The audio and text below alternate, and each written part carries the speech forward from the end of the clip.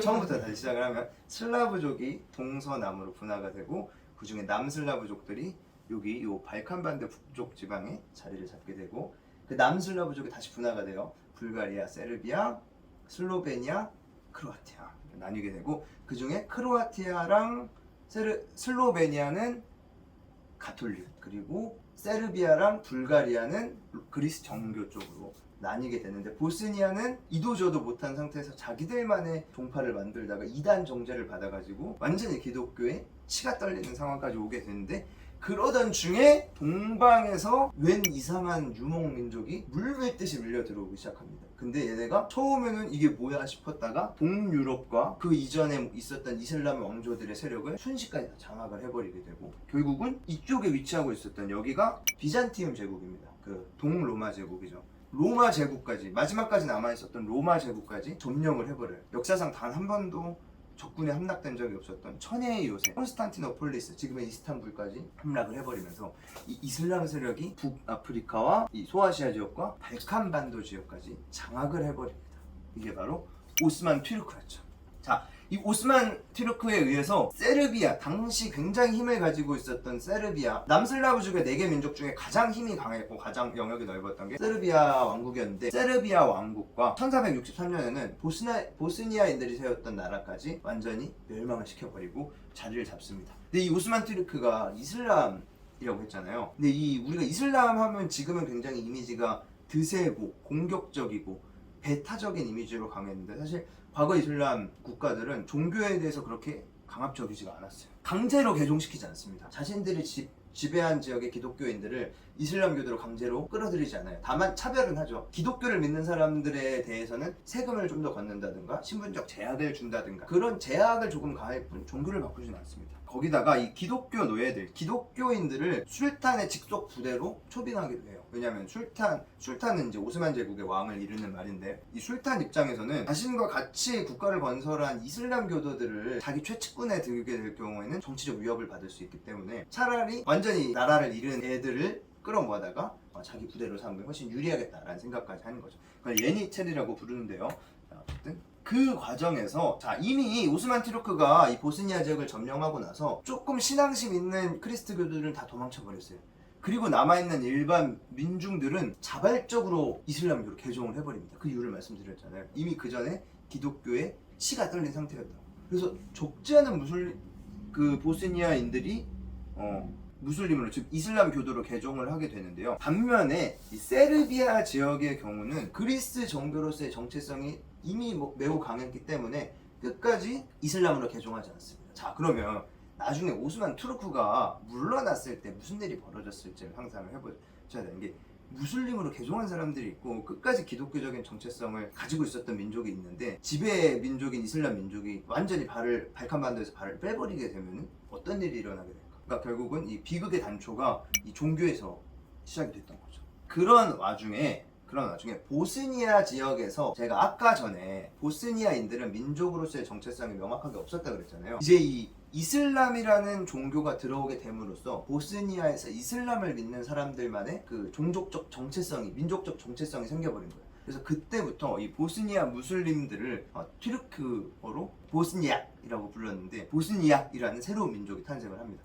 그럼 보스니아 지역에 살고 있었던 정교를 믿는 사람들, 동방 정교를 믿는 사람들은 이제부터는 세르비아인으로 불리게 됩니다. 가톨릭을 믿는 사람들은 크로아티아인으로 불리게 됩니다. 지금도 보스니아를 네이버에 검색하면요, 종교 구성비가 이슬람교가 50.7%고요 정교회가 30%, 가톨릭이 15%로 나오잖아요. 이 이슬람교를 그러면 뭐라고 부른다는지 알 수 있겠죠. 이 이슬람교도가 보스니아인들입니다. 그리고 정교회가 세르비아인들이고 가톨릭이 크로아티아인들이에요. 이제는 한 영역, 나라의 영역 안에서 완전히 자기 정체성을 확고하게 가진 세 개의 집단이 생겨나게 된 거예요. 그러니까 우리가 흔히 그 국가 안에서 내가 이 나라 사람이야 하면은 같은 나라 사람이라면 같은 동질감을 갖게 되잖아요. 한국 사람이면 물론 전라도 사람, 경상도 사람, 강원도 사람 차이는 있어도 외국 가서 만나면 같은 동양인이 되는 거잖아요. 그런데 이 사람들은 나라 밖에서 만나면 같은 보스니아 사람보다는 같은 정교를 믿는 세르비아인을 더 자기 동족으로 여기게 된다는 거죠. 그래서 여기서부터 이제 갈등의 씨앗이 점점 강해지게 되는데 이제 다시 역사의 시계를 돌리면 결국은 오스만 트루크는 쇠퇴를 합니다. 물론 제가 이거를 한 5분 만에 말해버리지만 수백 년에 걸친 과정이에요. 오스만은 쇠퇴를 하게 되는데 왜 쇠퇴를 했느냐? 오스만이 처음 등장했을 때는 모든 유럽 국가들이 두려움에 떨 만큼 강했죠. 하지만 몇백 년이 지나는 동안 영국, 프랑스와 같은 나라에서는 산업혁명이 일어나서 상상을 초월한 문명의 발전을 이뤄냈는데 오스만족은 여전히 농업과 유목 중심의 경제를 유지하느라 이제는 그 발전의 속도를 따라갈 수가 없었던 거죠. 거기다가 내부 분열까지 굉장히 심각하게 일어나게 되면서 이제는 안에서 몰락해가는 오스만을 노리는 산업화된 국가들이 등장을 하게 되겠죠. 대표적으로 러시아가 있고요. 그 다음에 오스트리아가 있습니다. 지도를 통해서 한번 다시 볼게요. 여기 러시아 보이시죠? 여기 오스트리아. 이때 당시에는 헝가리와 오스트리아가 하나로 묶였기 때문에 오스트리아 헝가리 제국입니다. 얘네가 자기 세력 확장을 위해서 얘네를 노리기 시작을 하는 거예요. 근데 또 웃긴 거는 여기 있는 러시아와 프랑스는 이 오스만을 지켜주기도 합니다. 왜 지켜주느냐? 러시아가 만약에 여기까지 세력을 확장을 하면은 영국과 프랑스에 굉장한 위협이 될 거기 때문에 그래서 일어났던 전쟁이 여기 있는 이 크림 반도를 놓고 벌인 크림 전쟁이었죠. 어쨌든 이 튀르크는 점점 쇠퇴를 합니다. 한마디로 좀비처럼 살아남게 돼요. 사실 지금 당장 러시아는 오스트리아에 망해도 이상할 게 없는데 영국과 프랑스가 멱살을 잡고 너 죽으면은 유럽의 세력 균형이 무너지니까 버텨 하는 상태인 거야. 그러던 와중에 드디어 러시아와 튀르크가 전쟁을 벌이게 됩니다. 전쟁을 벌인 이유는 불가리아에서 튀르크에 대한 반란이 일어났는데 이 튀르크가 그 반란을 일으킨 불가리아인들을 학살을 해버려요. 결과적으로 러시아와 튀르크 전쟁에서 러시아가 승리하고 1876년에 산스테파노 조약이라는 조약을 체결을 하는데 그 과정에서 드디어 튀르크가 세르비아, 몬테네그로, 루마니아의 독립과 불가리아의 자치를 승인하게 됩니다. 즉 튀르크가 드디어 얘네를 포기하게 된다는 거예요. 포기하게 되는데 문제는 뭐냐면 그 과정에서 영국과 프랑스가 가만히 지켜보다가 이 조약대로 냅두면 러시아의 힘이 너무 세지고 튀르크가 약해지면서 유럽의 세력 균형이 무너질 거라는 반발을 해서 비스마르크라는 독일의 총리를 주도로 이 조약을 뒤집어 버립니다. 이제 러시아 입장에서 완전 미치고 환장할 노릇이죠. 이러한 유럽 열강의 간섭이 지금의 러시아를 만드는 데 일조했다라고 얘기했었잖아요. 그래서 챔베른에서 다시 한번 회의를 해가지고 그 조약을 뒤집어 버려요. 그 과정에서 오스만 튀르크의 불가리아 영토 상당 부분을 돌려주기도 하고 보스니아 헤르체고 지방만은 오스트리아가 가져가 버리게 되는 결과를 낳게 됩니다. 베를린 결정에 대한 보스니아인들의 생각, 이게 이 베를린 회의를 통해서 자신들이 튀르크의 지배를 받다가 오스트리아로 넘어갔을 때 어떤 생각을 했느냐. 보스니아 인구 절반은 무슬림들이라고 했죠. 사실 이 절반의 무슬림들은 그러지 않았어요. 왜냐? 이미 자신들은 무슬림이 됐는데 기독교 국가인 오스트리아가 자신들을 지배한다? 그것에 대해서는 굉장히 반발이었죠. 다만 세르비아인들은 오히려 환영을 하기 시작을 하는 거죠. 환영이 아니라 세르비아인들은 또 다른 불만을 갖게 되는 거예요. 왜냐? 오스트리아는 당시 가톨릭 국가였는데 보스니아에 있던 세르비아인들은 자신들이 보스니아 국민이라는 정체성보다는 같은 종교를 믿는 세르비아인이라는 정체성을 더 강하게 가졌다 그랬잖아요. 얘네 입장에서는 차라리 세르비아가 우리 보스니아를 가져가 버리는 걸 더 바라게 되는 거죠. 어쨌든 이 오스트리아의 지배는 어떤 보스니아인들의 환영도 받지 못했는데요. 이 와중에 대세르비아주의라는 민족주의적 사고방식이 발칸반도에서 확 불일 듯 일어납니다. 그 말은 뭐냐면은 이 세르비아 왕국이 전성기를 가졌었는데 그래서 이 세르비아 왕국의 후예인 세르비아인들이 세르비아를 중심으로 남슬라브 국가를 건설하고자 하는 그 열망이 생겨요. 한마디로 이 세르비아인들이 슬로베니아, 보스니아, 불가리아를 다 자기들 손에 넣고 세르비아의 왕국을 그리고 남슬라브족의 통일국가를 건설을 하고 싶어 했다는 거죠. 자, 원래 오스만의 영토가 이렇게 됐었는데 나중에는 얘네를 독립시키고 보스니아만 오스트리아로 넘긴다 그 얘기입니다. 그 와중에 1908년에 오스트리아가 보스니아를 완전히 자기 땅으로 합병을 시켜버려요. 이때 가장 화난 사람이 누구였을까요? 보스니아가 완전히 오스트리아로 넘어갔을 때 가장 분노했던 사람들은 무슬림도 있었겠지만 무슬림보다는 정확히 말하면 세르비아인들이 완전히 화가 나게 돼요. 화가 나서 프란치프라는 세르비아 출신 민족주의자가 보스니아의 수도 사라예보에 열병식에 참석하려고 온 페르난디트라는 오스트리아 황제를 총으로 쏴 죽여버리는데 이게 그 유명한 사라예보 사건입니다. 이 사라예보 사건을 계기로 일어난 전쟁이 제1차 세계대전이었던 거예요. 물론 이 사라예보 사건이 왜 1차 세계대전까지 이어갔는지는 또 유럽의 역학관계가 있는데 결론은 인류 역사상 가장 끔찍한 전쟁 중에 하나가 이 발칸반도의 갈등 때문에 일어났습니다. 이게 그 유명한 이제 사라예보 사건입니다. 그리고 요거는 1908년에 보스니아가 병합되었을 때 그걸 지켜보던 시민들을 찍은 사진이에요. 이 모자가 혹시 요 모자 보이세요?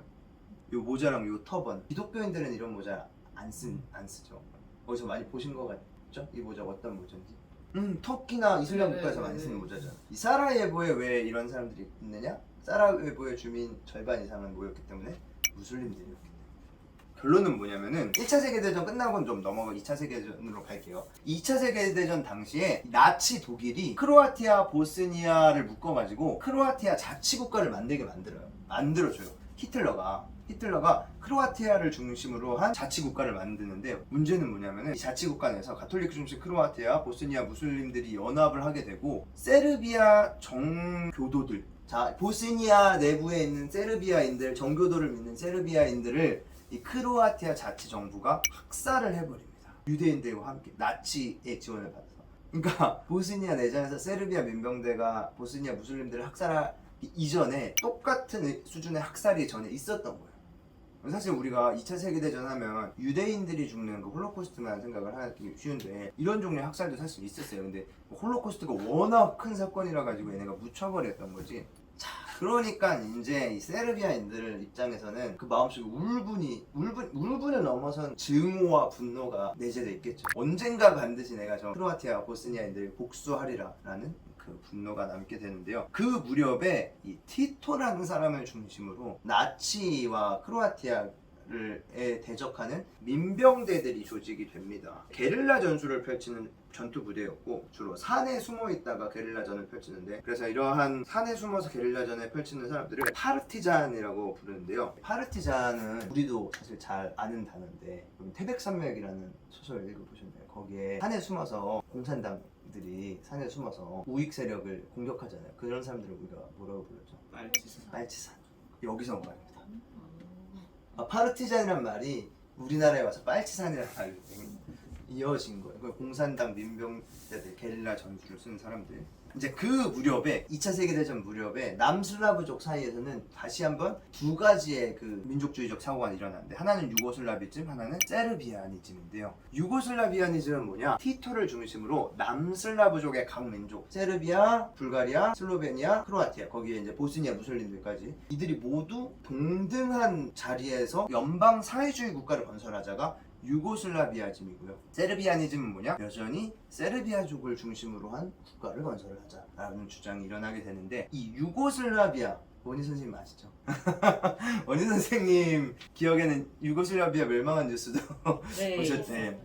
이 유고슬라비아가, 유고가 그 슬라브어로 남쪽이라는 뜻이고요. 슬라비아가 뭐냐? 슬라브족의 나라라는 뜻이에요. 그러니까 유고슬라비아가 남슬라브인들의 나라 뜻인데, 결론적으로는 2차 세계대전은 끝이 나게 되고요. 2차 세계대전이 끝난 후에 남슬라브족들의 국가들을 하나로 묶어서 유고슬라비아라는 나라가 건설이 되고요. 그 유고슬라비아의 초대 대통령으로 그 파르티잔 지도자였던 티토가 등장을 하게 됩니다. 이 티토의 정치 핵심은 뭐였냐면, 아까 말했던 유고슬라비즘이에요. 뭐냐? 여기 있는 모든 남슬라브족 국가가 동등해야 돼요. 동등한 연방제 상태로 이루어진 국가, 그리고 사회주의를 추구하는 국가. 그러니까 세르비아인들은 굉장히 불만이 강했죠. 왜냐하면 세르비아인들이 여기 있는 모든 나라들 중에 가장 세력이 강했고, 과거에 역사적으로도 가장 세력이 강한 민족이었는데, 동등해진다는 건 뭔가 자신들이 격화된다는 느낌을 받으니까, 이 티토는 다민족, 다종교, 다인종, 여기 유고슬라비아에는 카톨릭도 있고 정교도 있고 무슬림도 있습니다. 그리고 민족적으로도 남슬라브로 묶여있긴 하지만 4개의 민족, 5개의 민족까지 나뉘어져 있고, 인종도 다양하고, 이러한 너무나도 다양한 다양성을 가진 하나의 민족으로 묶긴 어려운 사람들이 함께 있는 나라인데, 이 나라를 어떻게 묶을까를 고민을 하다가 이 보스니아를 자신이 생각하는 이상적인 나라의 모델로 삼아요. 왜냐면 보스니아 안에는 무슬림, 보스니아 무슬림, 세르비아 사람들, 크로아티아 사람들이 다 묶여 있으니까 이 보스니아를 확실하게 밀어주면은 유고슬라비아도 잘 될 것 같다라는 생각을 하면서 이 보스니아 공화국을 건설을 하고, 보스니아 무슬림들에게 힘을 팍팍 밀어줍니다. 여전히 이제 세르비아인들에게는 불만이 가득했겠죠. 이 무슬림들을 이제 팍팍 밀어주는 과정에서 하나의 세르비아인들은 계속 불만을 뭔가 갖고 있는데 어떻게 반항을 못해요. 왜냐하면 이 티토라는 지도자가 워낙 강력한 카리스마를 지니고 누구의 반항도 허용하지 않는 강력한 힘을 가진 사람이었기 때문에 그 불만을 갖게 되는데, 문제는 뭐냐면 이 티토가 죽어버려요.